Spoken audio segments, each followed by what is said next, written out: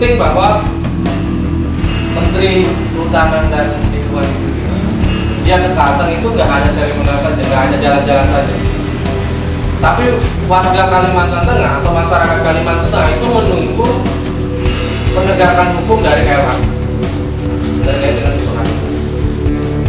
3 tahun terakhir ini 2014 sampai 2000 bahkan 2013 sampai 2014 ini tidak terlihat gitu ya, tidak terlihat penegakan hukum yang secara signifikan khususnya untuk pihak korporasi, sehingga yang menjadi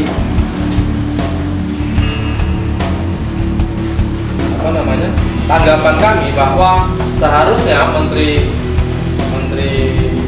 KLHK dalam konteks hal ini secara peraturan undang-undang dia mempunyai satu mekanisme yang diatur dalam Undang-Undang 32 tahun 2009 Undang-Undang Pengelolaan Lingkungan Hidup. Dia bisa melakukan gugatan kepada perusahaan-perusahaan. Dan kita sudah tahu bersama kalau sudah digembar-gemborkan lah di tahun 2015 itu ada puluhan perusahaan yang berlisensi terbakar. Tapi dari semua itu satu pun sekarang itu tidak ada gitu.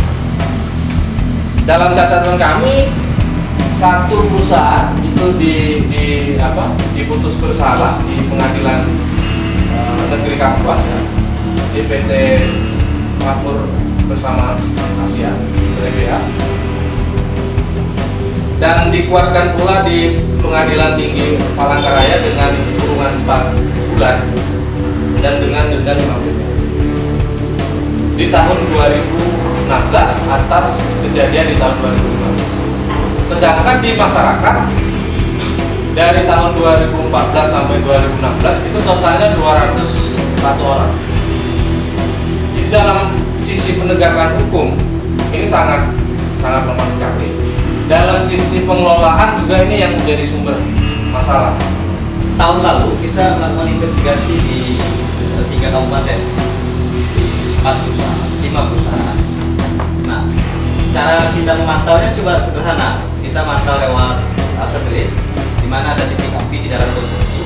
Kemudian dengan tingkat konfidensi, karena bisa ada tingkat konfidensinya di atas 70%, itu sudah positif terbakar.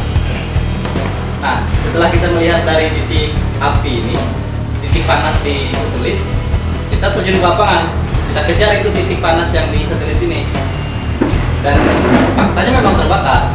Artinya dengan tingkat konfidensi 70% ke atas itu sudah positif terbakar.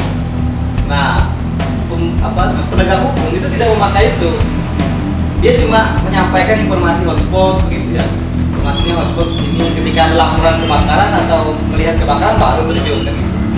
Dia tidak mau kemudian mencegahnya dengan cara begitu. Jadi ada 5 perusahaan yang kita dapat itu positif terbakar.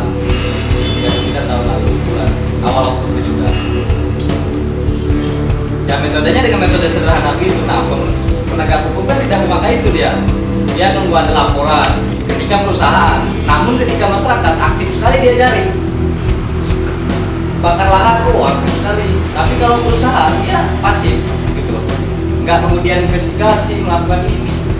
Kan di situ soal penegakan hukum ini. Jadi dalam tanda kutip kelihatan tebang pilihnya.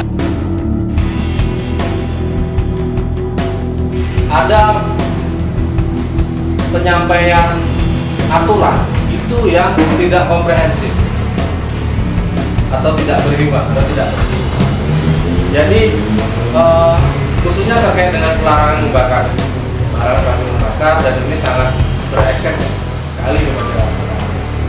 Padahal di undang-undang yang diketuai oleh Menteri Siti ini, di Undang-Undang 32 tahun 2009, dia ada mengatur terkait dengan pengecualian. Kalau tidak salah itu pasal 68 ayat 2.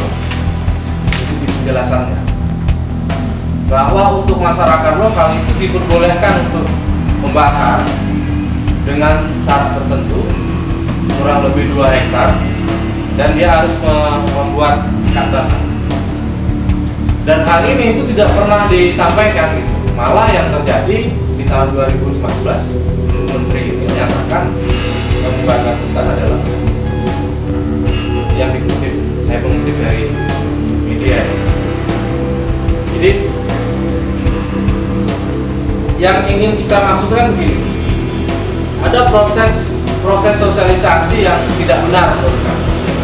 Karena sosialisasi yang ada sekarang itu sifatnya itu malah mengintimidasi. Jadi hanya membuat spanduk di pinggir jalan, dilarang membakar, kalau membakar nanti ada sanksi dan sebagainya. Tapi turunan dari itu tidak pernah adanya solusi bagaimana kalau tidak. Ini sesuatu hal yang paradoks. Nah, sebenarnya solusinya adalah kalau menurut kami bahwa yang paling penting sekarang perlindungan.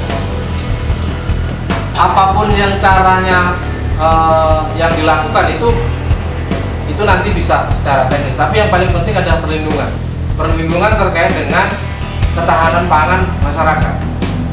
Satu, ya memastikan bahwa lahan itu memang milik masyarakat, karena persoalan lain hari ini petani itu semakin menyempit lahannya. Kedua, terkait dengan kalau tidak boleh melakukan pembakaran, dengan cara apa? Kemarin ada yang memberikan satu alternatif, boleh membakar tapi dimasukkan dalam drum. Ada yang memberikan itu. Tapi apakah itu juga efektif gitu kan?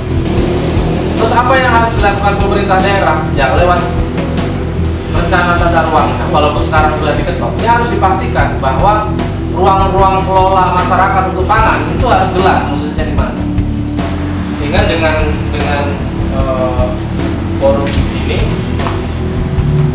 kami tegaskan, ya, kalau cuma kerjaannya jalan-jalan saja ke wilayah-wilayah yang terdapat kebakaran hutan dan lahan, baik nggak usah.